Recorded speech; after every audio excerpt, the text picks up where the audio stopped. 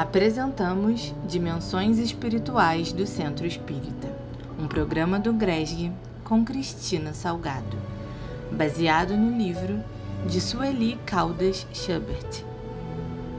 Bons estudos!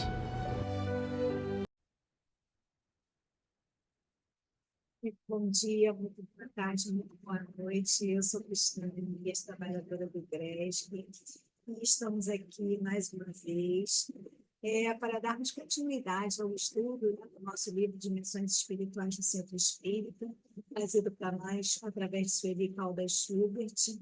Hoje, especialmente, é dia 30 de abril de 2024.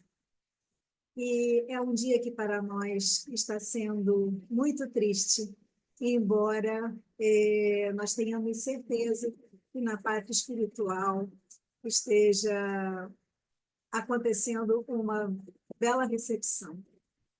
Nosso querido amigo Guaraci Lima Silveira nos deixou na data de ontem, retornando à parte espiritual. Ele que por mais de uma vez, nós nos referimos às suas contribuições através da nossa casa, com trabalhos maravilhosos que ele compartilhou conosco, compartilhando seu conhecimento, compartilhando sua amizade, sua humildade, sempre nos atendendo nas nossas necessidades, nos planos e projetos da casa. Então, nós certamente aqui ficaremos com muita saudade.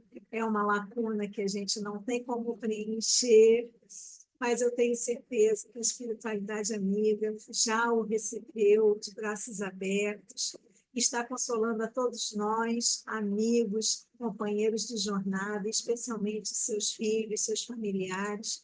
É um momento que, para todo mundo, é sempre muito delicado, porque espelha o tamanho da nossa saudade. Então, desde já, nós ficamos agradecidos, mais uma vez, a Deus por nos ter concedido a oportunidade de conviver e compartilhar com Guaraci Lima Silveira de seus conhecimentos, da sua amizade, da sua dedicação.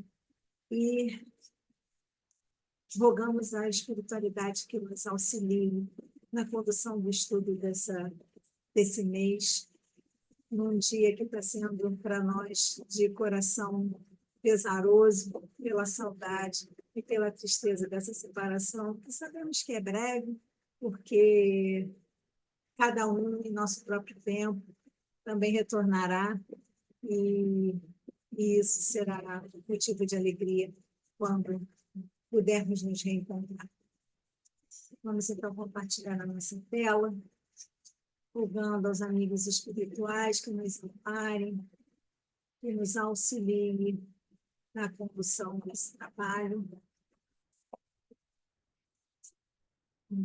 Eu fechei aqui, eu vou ter que abrir aqui novamente. Só um instante.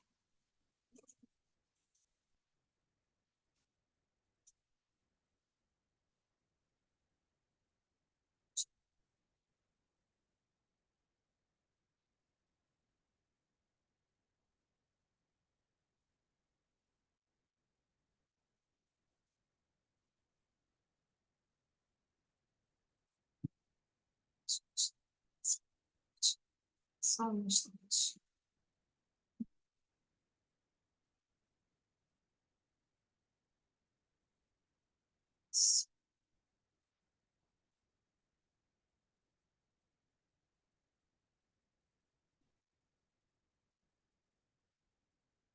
Bom, então, dando início ao nosso estudo, esse mês e no mês que vem, nós teremos uma condição especial para o capítulo 14, que é o Psicofonia Inconsciente.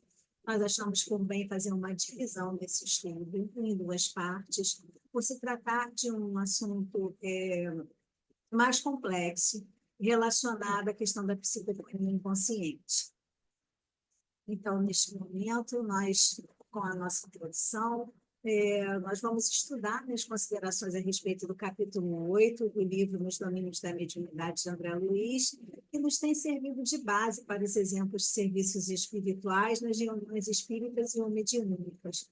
Devemos lembrar que, desde que começamos a tratar de forma mais efetiva das questões relacionadas às reuniões mediúnicas, às reuniões que acontecem na casa espírita, tanto relacionadas à equipe mediúnica quanto à equipe espiritual, a Sueli tem usado esse livro do André Luiz como base para nos trazer os exemplos e estudos de casos de uma forma mais prática. Dessa forma, então, nós vamos trazer as nossas considerações que nós já estudamos, né, no capítulo 9 do livro Dimensões Espirituais do Centro Espírita, que trata da equipe mediúnica, para que nós possamos também lembrar, né, das especificidades de cada componente do grupo que é comandado por Raul Silva e observado de perto por André Luiz, Hilário, juntamente com Aulus, que é o orientador deles dois nesse trabalho. Vamos iniciar falando um pouco sobre sonambulismo. E mais à frente nós vamos conseguir entender a importância de nós compreendermos nesse momento alguns aspectos do sonambulismo. Então, é um distúrbio de comportamento que se origina durante o sono, quando, por uma alteração no funcionamento normal do cérebro, apesar de continuar dormindo, o indivíduo consegue desempenhar algumas atividades motoras próprias do estado de vigília, como caminhar, comer e falar. Inclusive, alguns indivíduos, eles ficam sonâmbulos com os olhos abertos. Então, se nós não prestarmos atenção, nem sequer teremos certeza se a pessoa está em estado sonambúlico ou não. Durante a noite normal, acontecem ciclos intercalados de sono até o despertar. O processo do despertar depende de um mecanismo neurológico complexo que ocorre em vários níveis. Então, o nosso sono vai muito além de simplesmente fechar os olhos de noite e acordar no outro dia pela manhã. Então, alguns deles são despertar autonômico, né? Onde há uma mudança do ritmo do funcionamento da frequência cardíaca, da pressão arterial e da atividade do metabolismo e dos órgãos. Despertar cortical, que são as alterações nas ondas cerebrais que indicam atividade no cérebro, e o despertar cognitivo, que é a consciência e as emoções. Tá? Todo esse material eu tirei do site do Instituto do Sono. Tá?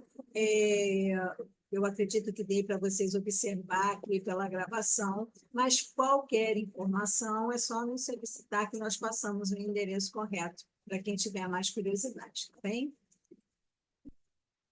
Então, continuando, o sonambulismo é um desajuste entre esses níveis de despertar, quando somente uma parte das funções cerebrais desperta, mas não se tem uma consciência semelhante à de quando estamos acordados, com memórias e planejamento consciente. Então, é como se uma parte despertasse e a outra permanecesse dormindo, né?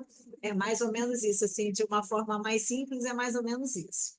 Então, esse comportamento anormal durante o sono faz parte de um grupo de distúrbios de sono conhecido como parassonias, que são eventos físicos indesejáveis que ocorrem durante o sono. Entre esses eventos, podem ser citados movimentos, comportamentos ou atividades do sistema nervoso autônomo. É dentro desse contexto que se enquadra o soniloquismo, que é falar durante o sono, e o sonambulismo. Então, é um distúrbio que é muito mais comum em crianças do que em adultos e tem mais chances de ocorrer em pessoas que têm um histórico familiar. A faixa etária em que esse fenômeno se manifesta com mais frequência é durante a idade escolar. Entre as crianças de 5 a 12 anos de idade, estima-se que de 15% a 40% tenham apresentado algum episódio de sonambulismo pelo menos uma vez na vida.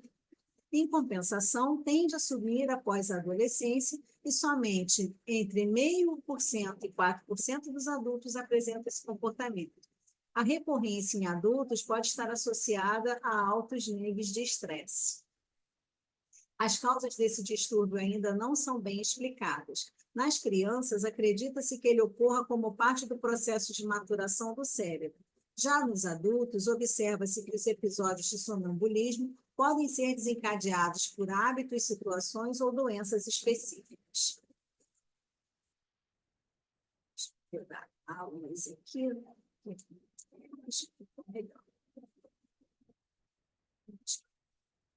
Então, agora vamos falar da psicofonia inconsciente versus a psicofonia sonambúlica. Então, André Luiz, no capítulo 8 do livro Os Domínios da Mediunidade, intitulado Psicofonia Sonambúlica, apresentando como exemplo a atuação da médium Celina, na parte final deste capítulo, usa a expressão psicofonia inconsciente, com o mesmo significado de psicofonia sonambúlica. É importante considerarmos que, ao nosso modo de ver, surgiu a partir daí o entendimento de que ambas as denominações são corretas e expressam o mesmo tipo de transe mediúnico. Entretanto, habitualmente usamos em nosso meio espírita a denominação psicofonia inconsciente. Todavia, cabe nos perguntar, por quê? Qual a razão dessa preferência? Então, o sonâmbulo e o sonâmbulo médium. Vamos entender um pouco, né, dessa preferência de título, assim, né, que é a psicofonia inconsciente versus a psicofonia sonambúlica, já a partir dessas comparações. Então, voltemos a nossa atenção para a abordagem que Allan Kardec apresenta em O Livro dos Médiuns, referente aos médiuns sonambúlicos. Tá? Essa informação está no capítulo 14, que trata dos médiuns, no item 172. Então, o codificador explica que o sonâmbulo ele age sob a influência do seu próprio espírito.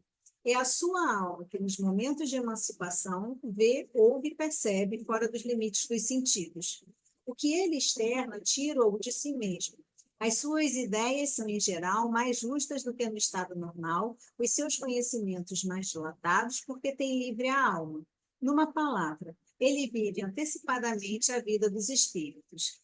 Quando nós dormimos, nós sabemos que o nosso espírito, a nossa alma, ela se desprende do corpo, né?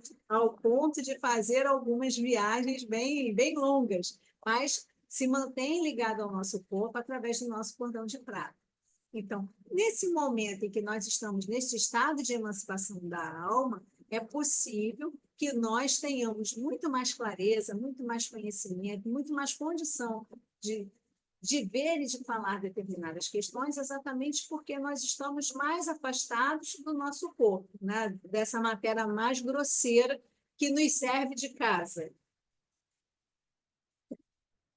Podemos inferir que na citação nós temos um fenômeno anímico, ou seja, é um processo que é desenvolvido pela minha própria alma, né? Está diretamente ligado a mim, não está ligado diretamente a uma questão mediúnica, de uma certa forma.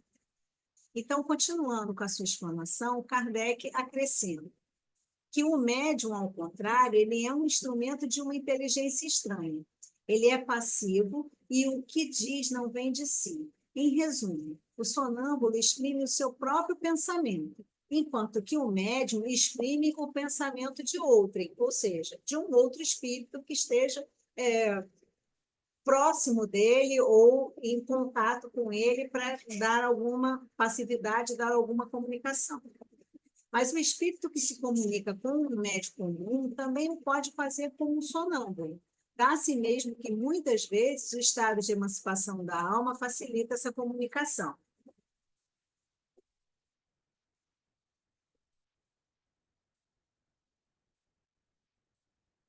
Na sequência, o mestre lionês ele narra o caso de um sonâmbulo de uns 14 ou 15 anos, quer dizer, um jovem, um adolescente, de pouca instrução, que no estado de sonambulismo apresentava rara lucidez e grande perspicácia, muito úteis no tratamento das enfermidades, inclusive realizando curas consideradas impossíveis. Certa vez, atendendo a uma pessoa doente, descreveu a enfermidade com absoluta exatidão. E ao lhe ser pedida a indicação do remédio, o rapaz respondeu: não posso, o meu anjo doutor não está aqui. Assim, a ação de ver a doença era do seu próprio espírito, era uma capacidade que o espírito do rapaz tinha, mas ele não conseguia, ainda assim, prescrever nenhuma medicação ou tratamento para aquela doença que ele conseguia verificar. Então, ele precisava da assistência desse outro espírito, né, junto dele, para que pudesse indicar os remédios necessários à cura daquela doença. Então, o codificador acrescenta que, não estando presente esse outro, ele nada podia fazer. Quando só, ele era apenas um sonâmbulo. Ele tinha as suas capacidades, mas era somente ele. Né? Assistido por aquele a quem chamava seu anjo doutor, ele era um sonâmbulo médium, porque ele estava aí acompanhado de um outro espírito nesse caso. Em A Gênese, no capítulo 14, que trata dos fluidos, no item 25, Kardec, referindo-se ao sonambulismo, afirma: com o auxílio dessa faculdade é que certas pessoas veem o interior do organismo humano, e descrevem as causas das enfermidades. Ele denomina de segunda vista esta faculdade e, conforme o seu grau de poder, disse que a lucidez é maior ou menor. Devemos lembrar que o nosso espírito, a nossa alma, afastada do nosso corpo, consegue enxergar além daquilo que está dentro na nossa matéria. Porque nós só conseguimos ver aquilo que é material. Né? Com os nossos olhos materiais, nós conseguimos enxergar o que é material. Né? Há algumas exceções, mas nós estamos falando de questões físicas. O nosso espírito, a nossa alma, tem uma outra condição. Então, deduzimos, portanto, que a preferência pela denominação de psicofonia inconsciente ela é correta, para que não haja confusão com a sonambúlica, por tratar-se esta de um fenômeno anímico, isto é, produzido pela própria alma do médium. Recordemos-nos que os espíritos superiores mencionam que os encarnados deveriam resolver as questões relativas às palavras e perguntam: por que não tens uma palavra para cada coisa? Isso está em O Livro dos Espíritos, que é uma resposta à pergunta 139. Kardec comenta em seguida esta questão das palavras, citando ser esta uma deficiência da linguagem humana que não dispõe de uma palavra para cada ideia, o que ocasiona uma imensidade de equívocos e confusões. Devemos lembrar também que, além da questão da falta da palavra, existe também as questões dos idiomas. Né? Alguns idiomas são muito mais pobres em palavras do que outros idiomas, então também existe essa dificuldade. Né, de se conseguir uma palavra para cada coisa. E, ao longo dos anos, com a passagem dos anos, isso foi se modificando e algumas nomenclaturas, né, que são muito comuns dentro do Pentateuco, já foram substituídas e, usualmente, nós tratamos de uma outra forma hoje em dia. Em O Livro dos Espíritos, no capítulo intitulado Da Emancipação da Alma, a partir da pergunta 425, que nós estudaremos a seguir, o codificador trata do tema sonambulismo.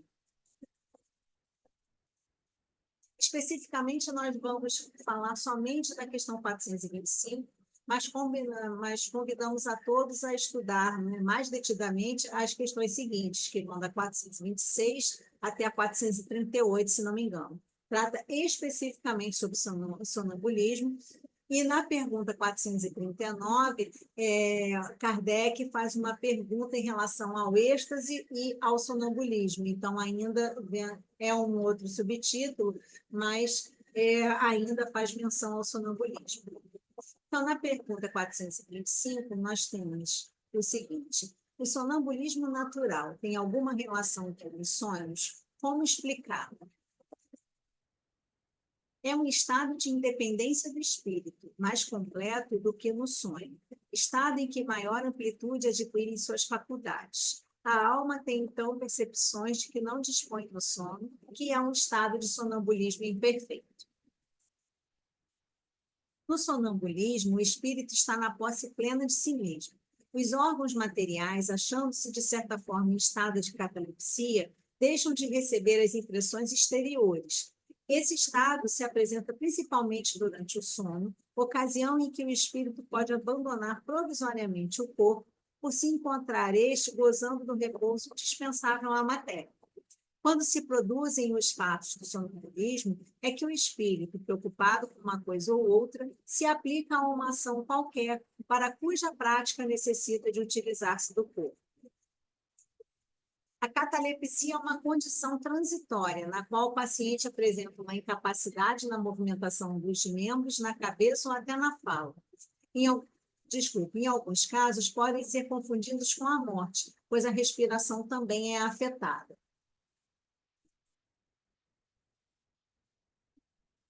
Serve-se, então, deste, no caso, do corpo, como se serve de uma mesa ou de um outro objeto material, no fenômeno das manifestações físicas, ou mesmo como se utiliza da mão do médium nas comunicações escritas. Nos sonhos de que se tem consciência, os órgãos, inclusive os da memória, começam a despertar. Recebem imperfeitamente as impressões produzidas por objeto ou causas externas e as comunicam ao espírito, que então também, em repouso, só experimenta do que lhe é transmitido. Sensações confusas e a miúdes desordenadas, sem nenhuma aparente razão de ser, mescladas que se apresentam de vagas recordações, quer da existência atual, quer de anteriores. Muitas vezes nós temos essa experiência de que nós sonhamos, mas não conseguimos lembrar com o que sonhamos, ou lembramos de alguns fragmentos dos sonhos, mas às vezes a gente tem a sensação real de que a gente esteve em um determinado lugar ou com uma determinada pessoa, vivendo uma determinada experiência, e quando a gente, de fato, acorda, fica meio confuso, porque a gente não tem assim, muita noção, se aquilo era real ou não era. Então, isso tudo faz parte, desse fenômeno da emancipação da alma. Facilmente, portanto, se compreende porque os sonâmbulos nenhuma lembrança guardam do que se passou enquanto estiveram no estado sonambúlico, e porque os sonhos de que se conserva a memória, as mais das vezes, não têm sentido. Digo as mais das vezes porque também sucede sem a consequência de lembrança exata de acontecimentos de uma vida anterior e até, não raro, de uma espécie de intuição do futuro. Então, é muito difícil, Eu, pelo menos, não conheço muitas pessoas que conseguem contar assim, um sonho como se fosse um filme, Relatando assim, fatos sucessivos, dando continuidade a determinadas coisas. Normalmente, os sonhos eles vêm assim, em pedaços, algumas coisas são de fáceis lembranças, mas a maior parte das vezes nós não temos muita consciência do que sonhamos, ou temos a nítida sensação de que não sonhamos nunca. Então, agora nós vamos falar um pouco sobre a comunicação recebida por Celina. Mas, inicialmente, nós vamos conhecer um pouco sobre o espírito assistido. Vamos observar, então, essa parte da história que está no livro Nos Domínios da Mediunidade. O espírito encaminhado para a manifestação chegou ao recinto sob a guarda de venerando amigo espiritual.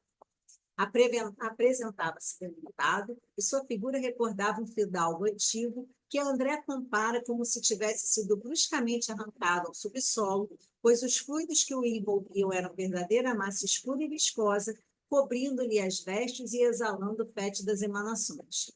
Seu aspecto era impressionante e nítida diferença havia entre ele e os demais sofredores, cujas máscaras de sofrimento eram suavizadas por sinais de arrependimento, fé, humildade e esperança.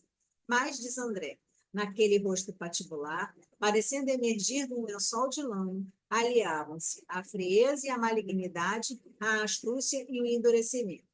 Vamos lembrar de um outro aspecto que nós já estudamos? Quando é a reunião mediúnica, nós sabemos que a equipe mediúnica ela cuida dos detalhes que nós não vemos, como a equipe encarnada. Quais são esses detalhes? Quem serão os espíritos que serão atendidos? Quais são as possibilidades de atendimento? Se esse espírito terá a condição de ser levado até essa reunião, né? Porque muitas vezes o espírito ele se recusa a comparecer, é feito mais de uma tentativa para poder levar esse espírito a comparecer na reunião de desobsessão ou na reunião mediúnica de uma forma geral. Então, quando se consegue levar esse espírito, né, esse espírito ele vai acompanhado de um benfeitor espiritual para comparecer a essa reunião que aqui, né, na materialidade, é conduzida pela equipe mediúnica comandada por Raul Silva.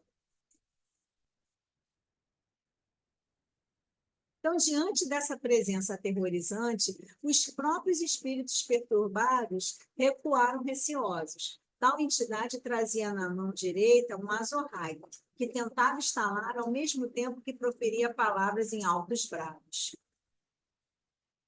O azorrague é um açoite, composto por uma correia atada a um cabo de madeira. Então, ele questiona, né? Ele está bastante aborrecido, ele está bastante irritado, e ele começa a se manifestar, né? Dentro do ambiente da espiritualidade. Quem me faz chegar até aqui contra a minha vontade, para mim é semiafônico? Covardes, por que me segregaram assim? Onde estão os abutres que me devoraram os olhos? Infames, pagar-me-ão caro os ultrajes sofridos. Evidenciando extremo desequilíbrio mental, prosseguiu com seus protestos. Alves esclarece, então, ter sido ele um fazendeiro desumano. Desencarnou nos últimos dias do século XVIII, mas ainda conserva a mente estagnada na concha do próprio egoísmo. Nada percebe, por enquanto, senão os quadros interiores criados por ele mesmo, constando de escravos, dinheiro e lucros da antiga propriedade rural em que enterrou o pensamento, convertendo-se hoje em vampiro inconsciente de almas reencarnadas que lhe foram queridas no Brasil colonial. Então, nesse momento, nós já podemos imaginar que esse espírito foi levado a essa reunião, né, de fato, para assim, colaborar para um processo de desobsessão, uma vez que ele ainda se encontrava, né, preso ao local onde ele viveu e continuava vampirizando essas pessoas, né, já reencarnadas, já num outro processo de reencarnação, mas que ele, através da vibração de espírito, mantinha, né, sob o cárcere do vampirismo. Então, esse espírito, ele preso a esse passado, né, e com essa dureza de sentimentos em virtude dessas ações, ele se mantinha preso no local e preso à vibração dessas pessoas. André percebe, ao fitar com mais atenção, o rosto do pobre recém-chegado. E os seus olhos, embora movendo-se como os de um felino, estavam vidrados, mortos. E, ante a sua surpresa, o assistente logo acrescentou: odiava os trabalhadores que lhe fugiam às garras, e, quando conseguia arrebatá-los ao quilombo, não somente os algemava aos troncos de martírio, mas queimava-lhe os olhos, reduzindo-os à cegueira para escarmento das senzalas. Alguns dos raros quilombolas que resistiam à morte eram sentenciados, depois de cegos, às mandíbulas de cães bravios, de cuja sanha não conseguiam escapar. Granjeou fama e riqueza, porém espalhando terror ao derredor de seus passos. Ao desencarnar, defrontou-se com os seus desafetos que passaram a ser seus perseguidores. Alguns poucos o perdoaram, mas a maioria converteu-se em vingadores do passado, apavorando. O orientador prossegue dizendo: cresce num cárcere de trevas, atormentado pelos escravos, prisioneiro de suas vítimas. Vive assim, entre a desesperação e o remorso. Martirizado pelas reminiscências das flagelações que decretava e hipnotizado pelos algozes de agora, dos quais no pretérito foi verdugo, vê-se reduzido à extrema cegueira por se lhe desequilibrarem no corpo espiritual as faculdades da visão. Quando André percebeu que o enfermo foi situado junto da médium Celina, teve uma impressão desfavorável e se perguntou por que teria que ser ela o melhor instrumento da casa a acolher o indesejável comunicante. Reparou-lhe a aura luminosa, contrastando com a vestimenta pestilencial do ex-fazendeiro e temeu por ela. Chegou mesmo a se perguntar: semelhante providência não seria o mesmo que entregar uma harpa delicada às patas de uma fera? E aí, então, vamos parar nesse momento. Quando nós fizermos uma comparação, né, assim, se ela era o melhor instrumento da casa e iria receber um espírito tão empedernido, possivelmente, né, assim, de primeira mão, independente do que nós vamos ver à frente, nós podemos considerar que ela, como o melhor instrumento, era quem teria a melhor condição de atender esse espírito. Né? E conforme ela se desprende do corpo, nós vamos ver mais à frente, ela envolve esse espírito que está tão perturbado, tão nervoso, tão agressivo, né, no seu abraço e consegue acalmá-lo, consegue fazer com que, apesar de ainda exasperado e contrariado, ele dê a sua comunicação, mas de uma forma menos agressiva do que seria se fosse de uma outra maneira. Vamos ver mais à frente. Aulus deu-se pressa em explicar. Acalmem-se. Vamos lembrar que André Luiz não está sozinho. Né? A equipe, né, que está trabalhando, né, junto da equipe mediúnica de Raul Silva, a equipe espiritual dessa casa, é composta por Aulus como orientador, André Luiz e Hilário como observadores. Então, ele continua. O amigo dementado penetrou no templo com a supervisão e o consentimento dos mentores da casa. Então, vamos lembrar aqui a primeira... Vamos fazer um primeiro retrospecto de algo que nós já estudamos. Né?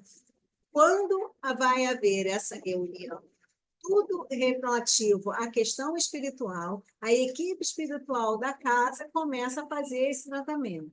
Quem serão os espíritos atendidos? Quem serão os médios? E aí é avaliada toda aquela situação da equipe mediúnica, se a equipe mediúnica é homogênea, se ela tem condição de receber um trabalho dessa envergadura, se não vai haver prejuízo para nenhum dos médios presentes, se os médios naquele dia combinado estarão em condição de participar da realização desse trabalho. Tudo isso é avaliado pela equipe espiritual. O local será devidamente trabalhado, energizado, para que possa receber um espírito com essa característica, para que não haja prejuízo nem para o espírito que será tratado e nem para a equipe mediúnica aqui dos encarnados. Tá certo? Então, quanto aos fluidos de natureza deletéria, não precisamos temê-los. Eles recuam instintivamente ante a luz espiritual que os fustiga ou desintegra. É por isso, né, que cada médium possui um ambiente próprio e cada assembleia se caracteriza por uma corrente magnética particular de preservação e defesa. Lembra que todo aquele ambiente é trabalhado pela espiritualidade? E que os médiuns que vão participar, eles também, além, né, das suas responsabilidades próprias, eles também serão assistidos para que possam comparecer ao trabalho e que a assistência ela seja realizada com eficiência. E compreendendo-se que mais ajuda aquele que mais pode, a nossa irmã Celina é a companheira ideal para o auxílio desta hora. E aí eu trouxe os slides, né, do nosso estudo, que trata da equipe mediúnica. Eu trouxe 2 slides para que nós possamos ver. Tanto Antônio Castro quanto Celina possuem o mesmo tipo de mediunidade. Mas assim como a Celina é colocada como o melhor instrumento, o Antônio Castro não pode ser considerado o melhor instrumento. Né? Então, vamos ler um pouco sobre os dois para que nós possamos lembrar. Né? Então, ao apresentar a médium Celina, Aulus coloca, né, que ela já é viúva, quase 20 anos, dedicou-se aos filhos, com um admirável denodo, varando estradas espinhosas e dias escuros de renunciação. suportou heroicamente o acesso de compactas legiões de ignorância e miséria que lhe rodeavam o esposo, com quem se consorciara em tarefa de sacrifício. Conheceu de perto a perseguição de gênios infernais, a que não se rendeu e lutando por muitos anos para atender de modo irrepreensível as obrigações que o mundo lhe assinalava, acrisolou as faculdades medianímicas, aperfeiçoando-as na chama do sofrimento moral, como se aprimoram as peças de ferro sob a ação do fogo e da bigorna. Ela não é um simples instrumento de fenômenos específicos, é a abnegada servidora na construção de valores do espírito. A clarividência e a clareaudiência, a incorporação sonambúlica, que é inconsciente, e o desdobramento da personalidade são estados em que ingressa na mesma espontaneidade com que respira, guardando noções de suas responsabilidades e representando, por isso, valiosa colaboradora de nossas realizações. Diligente e humilde, encontrou na plantação do amor fraterno a sua maior alegria e, repartindo o tempo entre as obrigações e os estudos edificantes, transformou-se num acumulador espiritual de energias benéficas, assimilando elevadas correntes mentais com o que se faz menos acessível às forças da sombra. Ou seja, ela granjeou por toda a sua experiência, né, tanto do ponto de vista material, pelas experiências que ela passou, junto com o marido, todas as coisas que ela superou, que ela suportou. Então, do ponto de vista moral, ela alcançou muitos feitos, como também do ponto de vista mediúnico.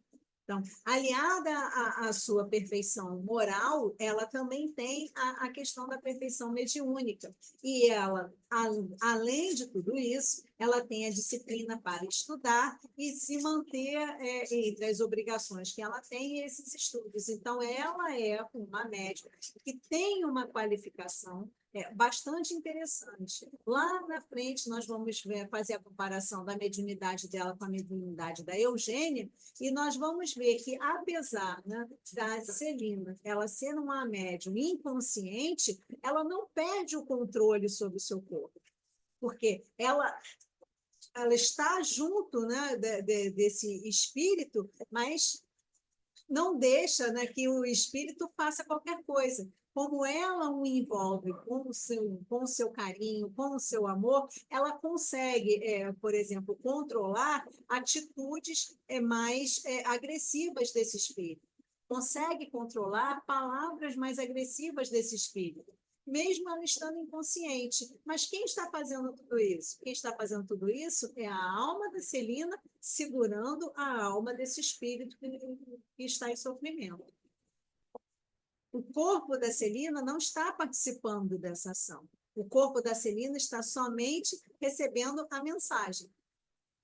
Mas a alma da Celina está cuidando para que esse espírito ele não extrapole de tal forma que não haja nenhum controle. Então, o outro médium que tem essa característica da mediunidade inconsciente é o Antônio Castro, né? Então, ele é um moço bem intencionado e dotado de valiosas possibilidades, né? Ele também é sonâmbulo, né? O médium inconsciente, mas o que o leva a ter demasiada passividade, ou seja, ele ainda não alcançou a condição necessária de autocontrole. Então, usar um médium como esse para dar comunicação para um espírito nas condições desse que está sendo recebido pela Celina é contribuir para o fracasso da tarefa, além do prejuízo que pode causar para o próprio médico. Então, nesse caso, embora ele tenha essa facilidade de desdobramento, ele tem pouca experiência. Então, ele necessita ainda de mais estudos e mais prática. Voltamos a lembrar, quando nós estudamos lá no início, ainda no ano passado, né, sobre a questão do grupo mediúnico, da importância do estudo, da importância da prática, da importância da pontualidade, da presença nas reuniões, é exatamente por isso. Conforme nós vamos estudando e conforme nós vamos praticando, nós vamos adquirindo experiência, nós vamos adquirindo segurança nas nossas práticas mediúnicas. E assim não colocamos em risco nem o trabalho, nem a nós mesmos e nem ao grupo. Então, né, Aulus continua esclarecendo sobre ele. Quando ele empresta o veículo a entidades dementes ou sofredoras, reclama-nos cautela, ou seja, a equipe espiritual passa a ter muito mais trabalho. Né? Por quê? Porque precisa cuidar do espírito comunicante e precisa cuidar do médium também. Porquanto quase sempre deixa o corpo à mercê dos comunicantes, quando lhe compete o dever de ajudar-nos na contenção deles, a fim de que o nosso tentame de fraternidade não lhe traga prejuízo à organização física. Será, porém, valioso auxiliar em nossos estudos. Então, mais à frente também, quando ele adquirir mais prática, quando ele adquirir mais responsabilidade, mais frequência nos trabalhos, ele poderá ser valioso dentro das condições dele, dentro das qualificações dele, trabalhar, né, recebendo, dando passividade a espíritos que estejam necessitados do auxílio dele no concurso da psicofonia inconsciente. Observando-a, André constatou que ela, como alguém que se entrega a sono profundo, desvencilhou-se do corpo físico, levando consigo a aura brilhante que lhe era peculiar. Demonstrava estar bastante afeita àquele tipo de trabalho. Clementino, atento, amparou-a. Clementino é é o coordenador espiritual do trabalho. A médium agia como abnegada mãe, tal o envolvimento de afeto que exteriorizava em favor do enfermo. As conquistas morais da médium, que se mostrava aparentemente passiva, impediam que o irmão enfermo desse expansão ao seu desequilíbrio. Este começa a falar e se apresenta como José Maria, demonstrando grande irritação e revolta. André Luiz observou que o processo de comunicação entre Celina e Eugênia apresentava nítidas diferenças e se perguntava mentalmente se a mediunidade falante em Celina era diversa. Então, agora nós vamos fazer a comparação da Eugênia com a Celina. Né? A Eugênia era uma senhora bem jovem, né, para a qual prevê brilhante futuro no campo do bem, categorizando-a como médium de grande docilidade, excelente na transmissão das mensagens, o que a torna muito eficiente na ajuda aos desencarnados em desequilíbrio. Possui uma intuição clara aliada à distinção moral, mantendo-se consciente no momento do intercâmbio, o que o instrutor considera uma vantagem e benefício para a ação da espiritualidade. Né? Então, mencionando um outro médium, que é um rapaz novo, Amélio Araújo, parece estar progredindo na clarividência, na clareaudiência, na psicografia. Eu somente fiz a leitura porque estava dentro da imagem do slide. De qualquer maneira, nós vemos que Eugênia tem outras qualidades, outras qualificações. Né? A mediunidade dela é consciente, é diferente da mediunidade da Celina, que é inconsciente. Talvez a Eugênia, ainda que tivesse, né, mais uma condição moral e intelectual mais, assim, mais formada, mais coesa, talvez ainda assim ela não tivesse condição de colaborar com esse espírito que estava dando comunicação, né, o José Maria, porque talvez ela não conseguisse conter, né, a agressividade desse espírito. Ao contrário da Celina, que o envolveu de alma para alma. Então, ela conseguiu controlar o José Maria, conseguiu deixá-lo um pouco menos agressivo no desprendimento do corpo, né? Com o afastamento da sua alma para atender esse espírito que estava em sofrimento. Né? Então, volta de novo, né? Aí a gente lembra que ela não é um simples instrumento de fenômenos psíquicos. Né? Ela tem a clarividência, ela tem a clareaudiência e ela tem uma incorporação sonambúlica e o desdobramento da personalidade, que são estados em que ela ingressa na mesma espontaneidade com que respira. Ou seja, o corpo dela não está consciente, mas a alma dela está. Então, ela empresta o aparelho, né, fonador para o espírito da sua comunicação, mas ela está prestando atenção no que está acontecendo, porque a responsabilidade pelo corpo dela é dela, é a alma dela que está ali junto fazendo aquele trabalho. Então, ela se afasta do corpo, mas ela não se afasta ao ponto de que ela não tem mais responsabilidade sobre o corpo. Ela colabora com o espírito que está em sofrimento, mas ela colabora também controlando esse espírito para que ele não cause também nem à reunião, nem ao corpo dela nenhum dano.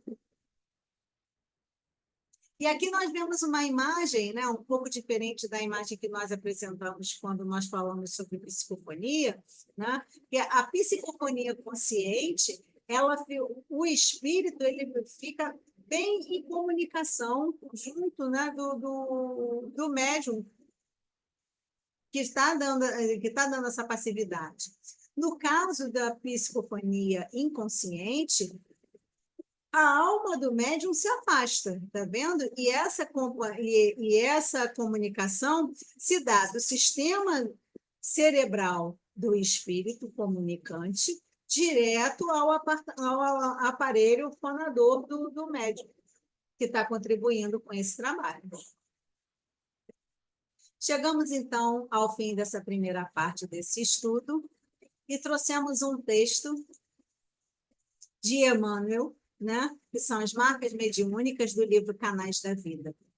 Mediunidade, efetivamente, é recurso de todos, de vez que o intercâmbio espiritual reponta em toda parte. Urge, porém, classificar-lhe as ocorrências, a fim de que se lhes especifique a natureza essencial. Vejamos, por isso, algumas das marcas que assinalam os fenômenos mediúnicos sem a doutrina espírita à luz do Evangelho do Cristo.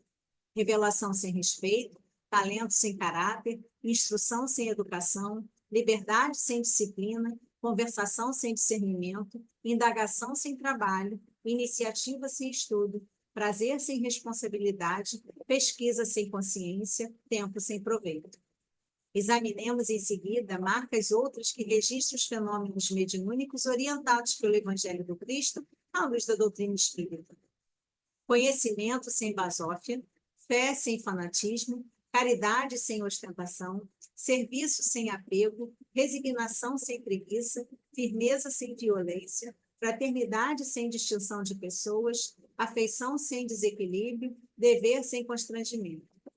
No fenômeno mediúnico sem o Evangelho de Jesus, vemos a criatura tentando situar o reino de Deus na exaltação do império egoístico do eu. Mas no fenômeno mediúnico sob as lições do Divino Mestre, encontramos a criatura conduzindo as forças do próprio eu para a exaltação do reino de Deus. Assim, então, no próximo mês, nós continuaremos estudando esse capítulo Psicofonia Inconsciente, né? Que será a segunda parte e o encerramento dele. Rogamos a espiritualidade amiga, que tenhamos um bom mês até o nosso próximo encontro. Caso vocês tenham alguma dúvida ou queiram fazer algumas perguntas, nos procurem através dos canais do GRESG. Muito obrigada e até a próxima.